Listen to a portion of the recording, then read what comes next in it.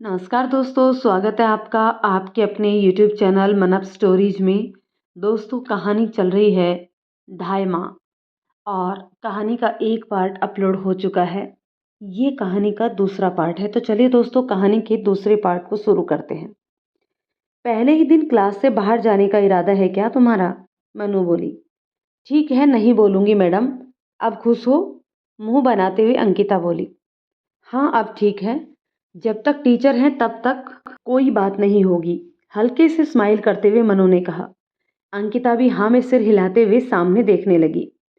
नील college से सीधा अपने रूम पर आ गया और जब से आया तब से सिर्फ मनु के बारे में ही सोच रहा था। मनु से पहली बार मिला हूं मैं, फिर मुझे ऐसा क्यों लग रहा है जैसे मेरा और मनु का कोई रिश्ता है। जब मनु ने मुझे भाई कहा तो मुझे लगा मेरी अपनी बहन सामने खड़ी है, लेकिन ये कैसे हो सकता है? मेरी तो कोई बहन ही नहीं है। और फिर दोनों हाथों से अपना सिर पकड़कर बैठ गया और बोला, शांत हो जा नील, शांत हो जा। मनु का चेहरा कुछ जाना पहचाना सा लग रहा है। थोड़ी कोशिश करूंगा तो जरूर पता लग जाएगा कि मनु कौन है। और जाकर अपने बेड पर लेट गया। क्लास अटेंड करने के बाद अंकिता मनु को क्लासरूम से बाहर ले आती है। मनु अंकिता से कहती है, अब कहाँ लेके जा रही है मुझे? अरे यार, फर्स्ट क्लास अटेंड कर ली है हमने, अभी दूसरी क्लास 1 घंटे बाद अटेंड करनी है। तब तक बैठ के बोर होने से अच्छा है कि हम दोनों कॉलेज के चक्कर लगा लेते हैं, अंकिता ने कहा। इससे क्या होगा अंकिता? मनु ने फिर पूछा। यार मनु, तू एक बात बता, तुझे बात सच में समझ में नहीं आ रही है या तू जानबूझकर मुझे चिढ़ा रही है? अंकिता थोड़ा झुंझला के बोली। तभी मनु हंसने लगी। उसे हंसता देख अंकिता ने उसकी तरफ अपनी उंगली दिखाते हुए कहा, इसका मतलब तू सच में मुझे चिढ़ा रही है? रुक, अभी तेरे सारे सवालों के जवाब देती हूँ तुझे। ऐसा कहकर वो मनु की तरफ बढ़ी ही थी कि मनु वहां से तुरंत भागते हुए बोली, अब पकड़ के दिखा मुझे, फिर कुछ कहना। तू मुझसे भाग रही है? अभी बताती हूँ तुझे, कहते हुए अंकिता मनु के पीछे उसे पकड़ने के लिए दौड़ती है। मनु आगे और अंकिता उसके पीछे दौड़ते हुए पूरे कॉलेज के चक्कर लगाते हैं। कॉलेज के पार्क में आ जाते हैं। मनु थक कर वहीं नीम के पेड़ के नीचे बैठ गई और अंकिता को आवाज लगाई, अंकिता, अब थक गई हूं मैं, आ जाओ यहीं बात करते हैं आराम से। अंकिता थोड़ी दूर पर ही थी। वो भी हाँफते हुए बोली, आ रही हूँ यार, मैं भी थक गई हूँ। और दौड़ते हुए आगे बढ़ी कि तभी अचानक से उसके सामने कोई आ गया और तेज स्पीड से दौड़ने की वजह से उसका बैलेंस बिगड़ गया और वो पीछे की तरफ गिरने को हुई कि किसी ने उसे अपनी बाहों में थाम लिया। डर की वजह से उसकी आंखें भी बंद हो गई और जब उसे एहसास हुआ कि वो गिरी नहीं है तो उसने धीरे से अपनी आंखें खोली। सामने खड़े इंसान को देखकर वो जोर से उस पर चिल्लाई, तुम यहाँ क्या कर रहे हो? मैंने भी इसी कॉलेज में एडमिशन लिया है, तो जाहिर सी बात है कि पढ़ने ही आया हूँ, उसने हंसते हुए कहा। तुम्हें पूरे जयपुर सिटी में यही कॉलेज मिला था क्या? और मुझे क्यों पकड़ रखा है? छोड़ो मुझे, वो थोड़ी नाराजगी से बोली। क्यों, ये कॉलेज तुम्हारे अंकल का है क्या, जो मैं यहाँ नहीं पढ़ सकता? और ये लो, छोड़ दिया, कहकर उसने अपने हाथ हटा लिए। अंकिता सीधी जमीन पर गिरी और जोर से चिल्लाई, ये क्या किया तुमने?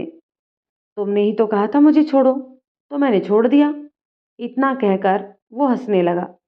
अंकिता के चिल्लाने की आवाज़ सुनकर मनु दौड़कर अंकिता के पास पहुंची और उसे उठाते हुए बोली, क्या हुआ तुम्हें, कैसे गिर गई तुम?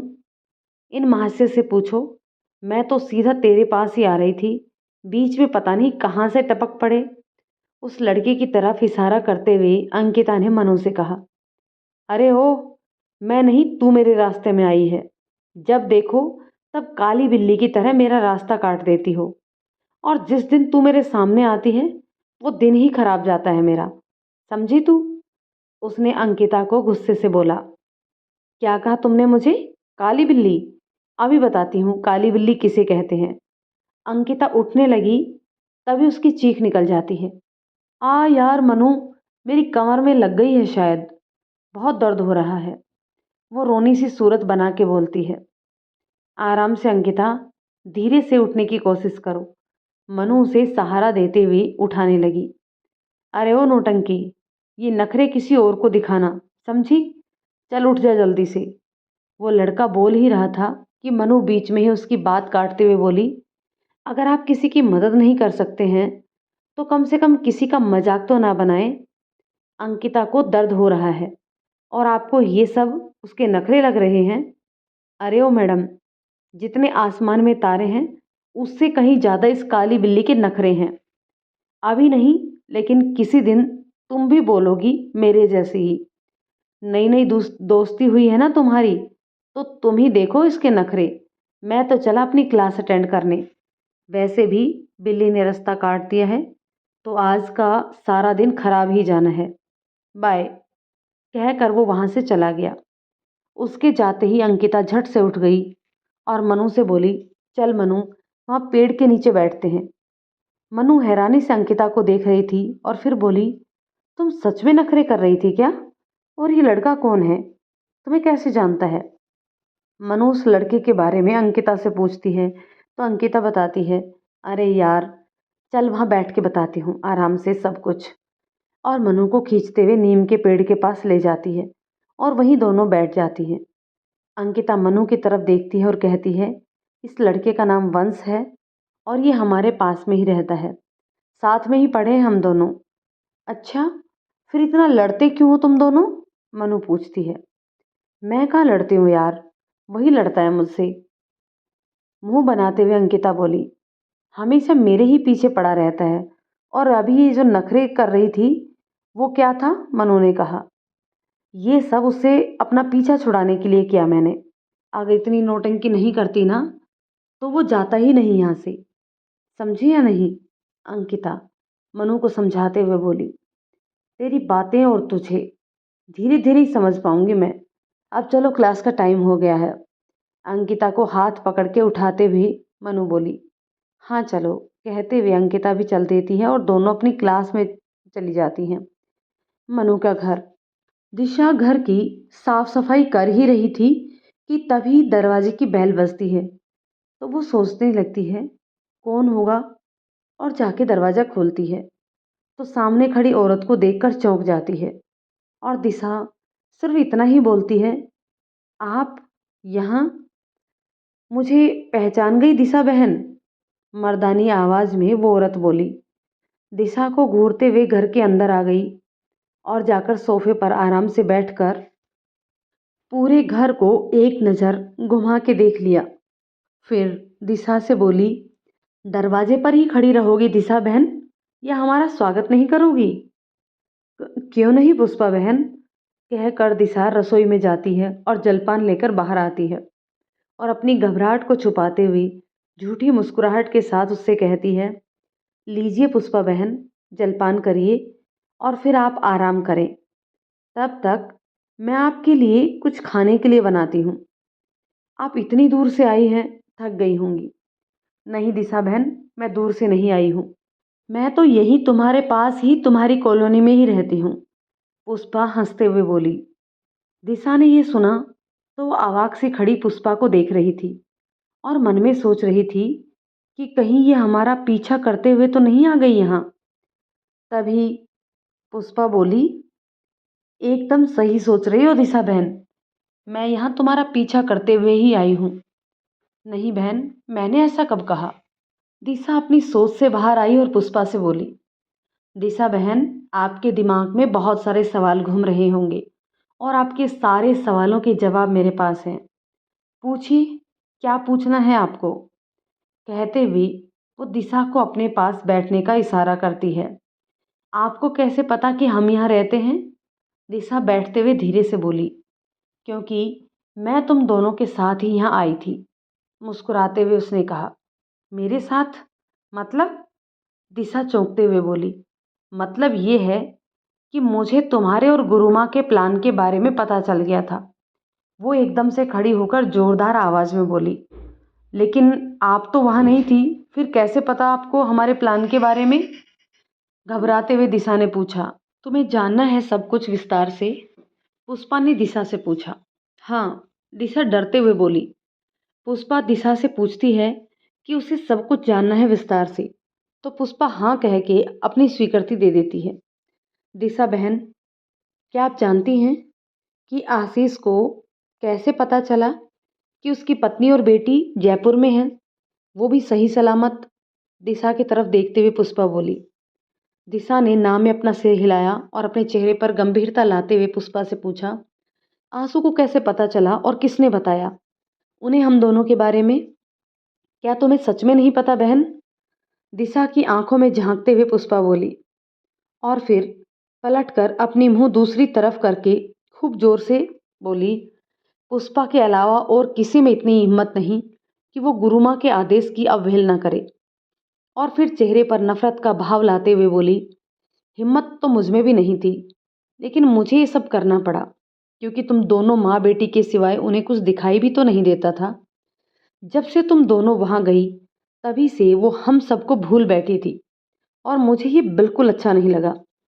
ऐसी बात नहीं है पुष्पा बहन, ऐसी ही बात है दिशा बहन। पुष्पा एकदम गुस्से में अपने दांत पीसते हुए बोली। हर वक्त सिर्फ मनु की चिंता रहती थी उन्हें। मनु की परवरिश, मनु की शिक्षा, मनु का भविष्य, उन्हें सिर्फ यही नजर आता है। जो गुरु माँ हम सबको अपनी संतान समझकर प्यार करती थी, उन्हीं गुरु माँ का प्यार सिर्फ मनु तक सिमट कर रह गया था। लेकिन अब और नहीं, अब हम अपना हक भी लेंगे और मनु को उसकी असली जगह भी पहुंचाएंगे। नहीं, मैं ऐसा नहीं होने दूंगी, कभी नहीं। दिशा हिम्मत जुटाते हुए पुष्पा से बोली। ऐसा ही होगा दिशा बहन, आगे आगे देखो होता है क्या। कहते हुए वो हंसने लगी। लेकिन अब तो हम दोनों गुरु माँ से दूर रहते हैं, फिर आप मेरी मनु के पीछे क्यों पड़ी हैं? 2 महीने पहले ही हम जयपुर छोड़कर अजमेर आ गए हैं और अब हम मनु को लेकर यहीं रहेंगे। फिर आप क्यों आई हैं हमारे पीछे? क्या चाहती हैं आप? मैं आपके आगे हाथ जोड़ती हूँ बहन, मेरी मनु को बख्श दो आप। दिशा अपने दोनों हाथों को जोड़कर गिड़गिड़ाते हुए पुष्पा से कहती है। तुम जयपुर छोड़कर आई नहीं हो दिशा बहन, तुम दोनों यहाँ लाई गई हो। एक विस्मय सी मुस्कान अपने होठों पर बिखेरते हुए पुष्पा बोली और फिर अपने एक हाथ से दिशा के गालों को छूते हुए कहती है, मैं क्या चाहती हूँ ये तुम भी अच्छी तरह से जानती हो दिशा बहन। फिर मेरी चाहत पूरी क्यों नहीं कर देती तुम? क्या मतलब है आपका? दिशा आश्चर्य से उसे देखते हुए पूछी। मेरा मतलब वही है जो तुम समझ रही हो दिशा बहन। मुझे पता था जब तक तुम दोनों गुरु माँ के पास हो तब तक मेरी चाहत कभी पूरी नहीं होगी।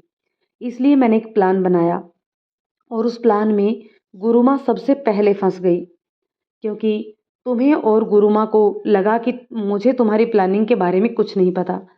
जब मैं शहर से बाहर थी तभी उन्होंने तुम दोनों को अलग शिफ्ट कर दिया, लेकिन घर से निकलने के बाद तुम्हें वो चिट्ठी का मिलना और उसमें कहा जाना कि तुम दोनों अजमेर चले जाओ, यहाँ मनु को खतरा है और गुरु माँ से कोई संपर्क ना रखना और तुम कहाँ रहती हो इसकी जानकारी भी किसी को ना देना। फिर दोनों हाथों से ताली बजाते हुए वो बोली, वो चिट्ठी मैंने ही भेजी थी और तुमने वही किया जो मैंने प्लान बनाया था। और अब तुम जो भी कुछ कर रही हो वो सब मेरे प्लान के हिसाब से ही कर रही हो। आशीष को तुम्हारे बारे में पता चलना, तुम्हारा जयपुर छोड़कर अजमेर शिफ्ट होना और मनु का कॉलेज में एडमिशन। और फिर दिशा का हाथ पकड़कर कहती है, दिशा बहन अब आप मेरे बिछाए जाल से चाहकर भी नहीं निकल पाओगी, क्योंकि यहाँ आपकी मदद करने वाला कोई नहीं है।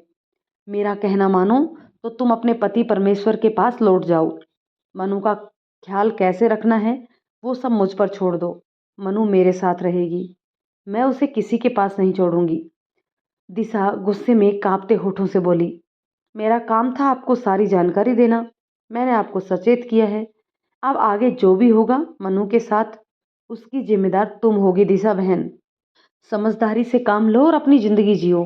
मनु के रास्ते से हट जाओ, नहीं तो अंजाम बहुत बुरा होगा और वो तुम खुद अपनी आंखों से देखोगी। पुष्पा दिशा को समझाते हुए बोली। कौन सा अंजाम पुष्पा मासी? दरवाजे पर खड़ी मनु ने पूछा। मनु कॉलेज से वापस आई तो उसे घर का दरवाजा खुला हुआ ही मिला, तो वो वहीं खड़ी हो गई और पुष्पा के मुंह से सिर्फ उसे किसी अंजाम के बारे में सुनाई दिया और कोई बात उसे सुनाई नहीं दी। इसलिए उसने वहीं पर खड़े खड़े पुष्पा से सवाल किया, अरे मनु मेरी बच्ची, मैं कब से तेरा इंतजार कर रही थी। क्या वहीं खड़ी रहेगी, अपनी मासी से नहीं मिलेगी आज? चेहरे पर बनावटी मुस्कुराहट बिखेर कर वो बोलते हुए मनु की तरफ बढ़ी। हमें तो तूने भुला ही दिया, एक बार भी याद नहीं आई तुझे हम सबकी? हम सब ने बहुत याद किया तुझे। और जाकर मनु को गले लगा लिया। पुष्पा मनु को गले लगा लेती है और मनु वैसे ही खड़ी एक नज़र अपनी माँ पर डालती है, जो उस समय काफ़ी परेशान दिखती है। मनु हल्के हाथों से पुष्पा को हटाते हुए एक बार फिर, आपने बताया नहीं मासी कि किस अंजाम की बात कर रही थी आप? अरे मनु, मैं तो तेरी माँ से ये कह रही थी कि हमारी मनु के साथ अब किसी ने कुछ भी गलत किया तो उसका अंजाम बहुत बुरा होगा। पुष्पा बात बनाते हुए बोली। मनु तेजी से घर के अंदर आई और अपनी माँ का दोनों हाथ अपने हाथों में लेकर उनकी आंखों में झांकते हुए उससे बोली, माँ, पुष्पा मासी जो कह रही हैं वो सच है या झूठ? हाँ गुड़िया, मासी सच कह रही हैं। दिशा अपनी घबराहट और डर को छुपाते हुए बोली। जा अपने कमरे में आराम कर ले, थक गई होगी ना? ठीक है माँ, जाती हूँ, कहकर मनु अपने कमरे में चली गई।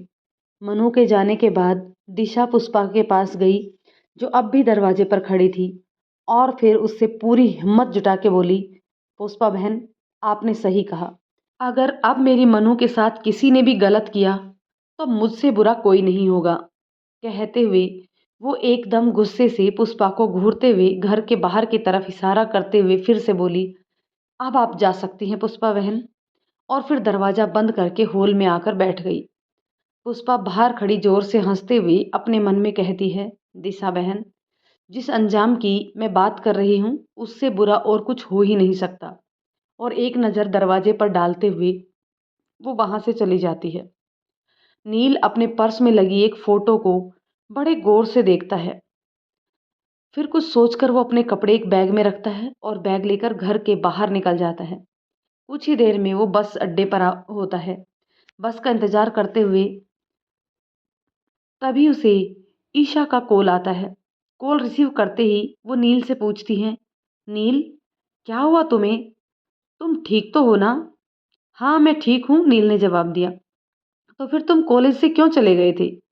मैंने बताया तो था तुम्हें, मुझे ज़रूरी काम था, इसलिए कॉलेज में नहीं रुका, और अभी कुछ दिन और कॉलेज नहीं आ पाऊंगा। तुम अपना ध्यान रखना, नील ने उससे कहा। क्यों? ऐसा क्या काम है जो तुम कॉलेज नहीं आओगे? ईशा, मैं तुम्हें बताना भूल गया, वो मैं अपने गांव किशनपुर जा रहा हूँ। मुझे बहुत ज़रूरी काम है, जल्दी आने की कोशिश करूँगा। ठीक है, बस आ गई है, गांव पहुंचकर तुम्हें कॉल करता हूँ, बाय। इतना कहकर वो कॉल कट कर देता है और जाकर बस में बैठ जाता है। वो अपने पर्स को निकालकर फिर से उसी फोटो को देखते हुए अपने मन में कहता है, जो मैं सोच रहा हूँ कहीं वो सच तो नहीं? फिर वो अपनी आंखें बंद करते हुए अपने सिर को पीछे सीट पर टिका लेता है।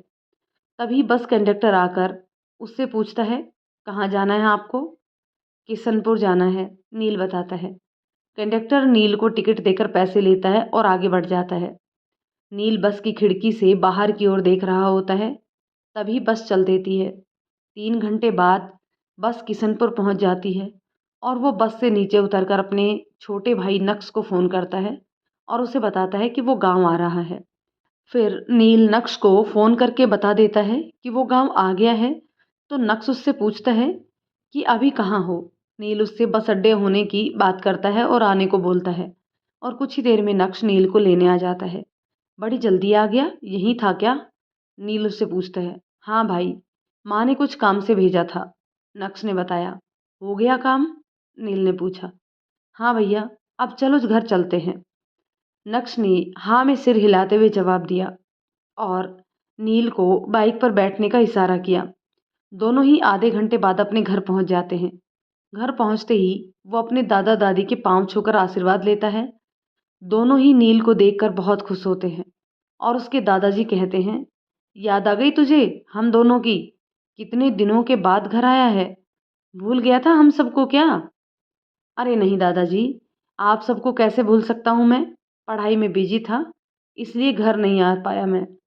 नील ने दादाजी को प्यार से समझाया और वहीं बैठकर उनसे बातें करने लगा। कुछ देर बाद नक्श ने आकर कहा, भैया माँ बुला रही है आपको। नील उठकर घर के अंदर गया तो उसकी माँ सविता आंगन में बैठी उसी का इंतजार कर रही थी। नील ने सविता को झुककर प्रणाम किया तो उन्होंने तुरंत ही उसे अपने गले से लगा लिया। माँ, अब आप भी शिकायत मत करना मुझसे। नील सविता से थोड़ा दूर होकर हंसते हुए बोला। हाँ हाँ, नहीं करूँगी शिकायत। आंखों में खुशी के आंसू लिए सविता ने कहा। अरे माँ, आप रो क्यों रही है? सविता की आंखों में आंसू देखकर नील ने पूछा। रो कहाँ रही हूँ मैं, ये आंसू तो तेरे आने की खुशी से निकल आए। अपनी भीगी आंखों को साफ करते हुए सविता बोली। माँ, मुझे भूख लगी है बहुत जोरों से, कुछ खाने को दोगी क्या? नील अपनी माँ का ध्यान हटाने के लिए दोनों हाथों से अपने पेट को पकड़कर बोला। अरे हाँ, मैं तो भूल ही गई थी कि तुझे भूख भी लगी होगी। जा जल्दी से हाथ मुंह धो ले, मैं तेरा खाना लगाती हूँ तब तक। बोलकर सविता नील के लिए खाना लगाने लगी। नील हाथ मुंह धोकर आया तो नक्श को भी बुला लिया। सविता ने उन दोनों को अपने पास बिठाकर अपने हाथों से बड़े ही प्यार से भोजन कराया और फिर दोनों अपने कमरे में सोने चले गए।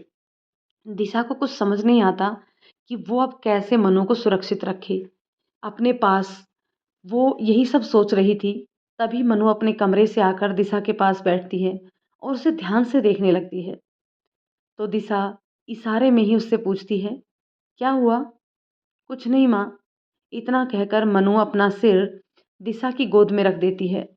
दिशा हल्के हाथों से उसके बालों को सहलाते हुए बोली, गुड़िया, मुझे पता है तू पुष्पा को यहाँ देखकर परेशान है, लेकिन तू बेफिक्र रह। मेरे होते हुए वो तुझे कोई तकलीफ नहीं पहुँचा पाएगी। लेकिन माँ, आप कब तक मेरे लिए परेशान होती रहेंगी? अब मैं भी समझदार हो गई हूँ, खुद की परेशानियों को हैंडल कर सकती हूँ, मनु ने कहा। तो दिशा आश्चर्य से उसे देखने लगी। माँ, मुझे सब पता है पुष्पा मासी क्यों आई है यहाँ। वो मेरे साथ गलत करना चाहती है, लेकिन आपके साथ नहीं। इसलिए आपको पापा के पास जाना होगा माँ। क्या आप मेरी इतनी सी इच्छा पूरी नहीं कर सकती माँ? कहते हुए मनु की आंखों में आंसू आ गए। दिशा मनु के आंसुओं को साफ करते हुए प्यार से बोली, तेरी सारी इच्छाएं पूरी करूंगी मैं, लेकिन तुझे खुद से दूर नहीं कर सकती। और रही बात तेरे पापा के पास जाने की, तो उनके पास तो मैं हरगिज नहीं जाऊंगी। जो इंसान अपनी बेटी को नकार सकता है, अपनी पत्नी के चरित्र पर उंगली उठाता हो, उस इंसान पर रत्ती भर भी विश्वास नहीं है मुझे। लेकिन माँ, आपको एक बार उनसे मिलकर पूरी बात क्लियर तो करनी चाहिए होगी ना। आप गुस्से और मेरे मुंह में आकर एक बार एक बहुत बड़ा गलत कदम उठा ली थी। क्या पता उन्होंने जो भी कहा हो वो सच हो और आपको समझने में कोई गलतफहमी हुई हो। मनु दिशा को समझाते हुए बोली, उन्होंने दूसरी शादी कर ली, ये तो मेरी गलतफहमी नहीं है ना? दिशा बोली, हाँ माँ, हो सकता है कि ये सच हो, लेकिन वो आपसे आज भी उतना ही प्यार करते हैं और मुझे पता है आप भी उन्हें नहीं भूली हैं। उनसे दूर होकर भी आपके प्यार में कोई कमी नहीं आई है। और फिर गहरी लंबी सांस लेते हुए फिर मनु बोली, माँ, पापा ने शुरू से ही कोशिश की है आपसे मिलने की, अपनी बात समझाने की, लेकिन आपने उन्हें कोई मौका ही नहीं दिया अपनी सफाई में कुछ भी कहने का। हमेशा उनसे दूर भागती रही, छुपती रही उनसे। लेकिन अब और नहीं, अब आपको पापा की बात सुननी होगी, उनसे मिलना होगा। कब और कैसे ये आप डिसाइड करेंगी। कहकर मनु अपने कमरे में चली गई। दिशा मनु की बातों को सुनकर सन्न रह गई और अपने मन में सोचने लगी, मुझे अब मिलना होगा आंसू से, लेकिन कहीं इन सब के चक्कर में मेरी बेटी मुझसे दूर हो गई तो। नहीं नहीं, मुझे बात करनी होगी आंसू से। और सोचते हुए मैसेज लिखकर आंसू के नंबर पर सेंड कर देती है, जिसमें लिखा होता है कि 2 दिन बाद कान्हा जी के मंदिर में आकर मिलो मुझसे। 2 दिन बाद दिशा मंदिर जाती है।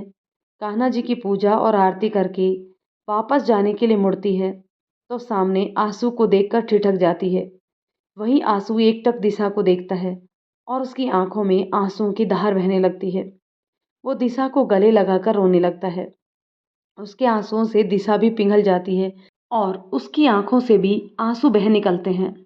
लेकिन खुद को संभालते हुए वो आंसू से अलग होती है और कहती है, क्या कर रहे हैं आप? यहाँ सब लोग घूर रहे हैं हमें, चलिए कहीं एकांत में बातें करते हैं। ऐसा कह वहां से दिशा और आंसू मंदिर परिसर से निकलकर बाहर आते हैं। दिशा अपने चेहरे पर गंभीरता लाते हुए आंसू से बोलती है, क्या कहना चाहते हैं आप? कहिए। दिशा, तुम अपने घर वापस चलो प्लीज। अपने दोनों हाथों को जोड़कर निवेदन करता हुआ आंसू बोला, कौन सा घर आंसू जी? वो अब मेरा घर नहीं रहा, व्यंग्यात्मक लहजे से दिशा ने जवाब दिया। चलिए दोस्तों, कहानी के इस पार्ट को यहीं रोकते हैं। मिलते हैं कहानी के एक और पार्ट में। तब तक के लिए ये कहानी आपको कैसी लग रही है कमेंट करके ज़रूर बताइएगा। यदि ये कहानी आपको पसंद आती है तो इसे लाइक शेयर कर दीजिए। चैनल पर नए हैं तो प्लीज़ चैनल को सब्सक्राइब ज़रूर कर लीजिए। तो चलिए दोस्तों, मिलते हैं कहानी के एक और पार्ट में। तब तक के लिए शुक्रिया।